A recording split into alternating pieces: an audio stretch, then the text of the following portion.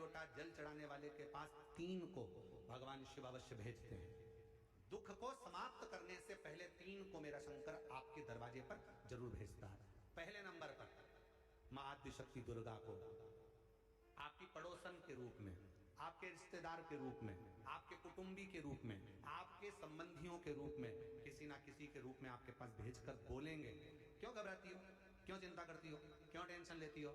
मैंने सुना है कथा में बाबा ने ये बताया था, एक काम कर, एक बेलपत्र, एक दुर्वा लेकर जा, बताएगी, आएगी, बैठेगी, सुंदर, उस दिन उसका चेहरा देखोगे आप तो आपको लगेगा ये मेरी पड़ोसन नहीं हो सकती। उसका चेहरा देखोगे तो आपको लगेगा ये मेरी देवरानी नहीं, ये मेरी जेठानी नहीं, ये मेरी ननंद नहीं, ये मेरा रिश्तेदार नहीं। आज इसका चेहरा कुछ और बोल रहा होगा। जब तुक की घड़ी होगी तब कोई तुम्हारे नजदीक में आकर कहेगा, धीरे से, सामने नहीं आएगा तो सुंदर स्वरूप धारण कर स्वप्न में आकर कहेगा। ऐसा लगेगा कोई तुम्हें जगा कर कह रहा है कि तू घबराना मती, तू ये कर लेना, समझ लेना मेरे बाबा ने अपनी अर्धांगिनी पार्वती को तुम्हारे पास भेज दिया,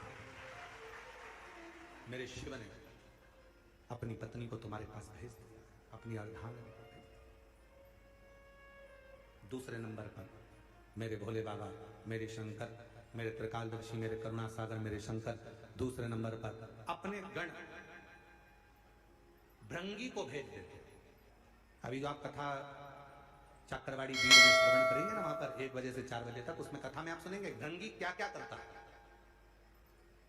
शिव जी के गण श्रृंगी और भृंगी का कर्म क्या।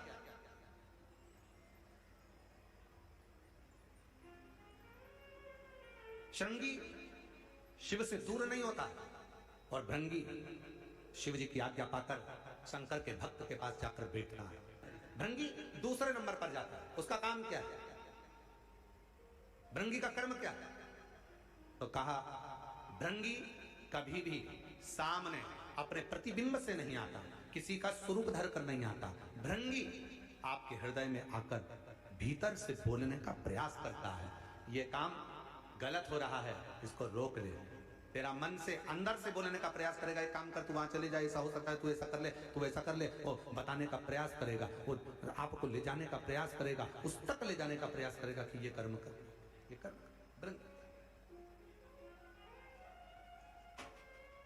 दूसरे नंबर पर भृंगी आपके मन की वाणी को शिव तक पहुंचाने का प्रयास करेगा। और तीसरे नंबर पर भगवान शंकर अपने भक्त का दुख हरने से पहले तीसरे नंबर पर भेज देते हैं अपने नंदीश्वर को, अपने नंदीगण को मेरे शिव भेजते हैं। नंदी का काम क्या है, जैसे ही नंदी आता है कोई व्यक्ति के रूप में, किसी रूप में, किसी फोन के रूप में, किसी कॉल के रूप में, किसी पत्र के रूप में, किसी मैसेज के रूप में, जब नंदी तुम्हारे घर में प्रवेश करता है तब वो तुम्हारे रास्ते को क्लीन कर देता है, रास्ते को साफ कर देता है, उसको मार्ग को प्रशस्त कर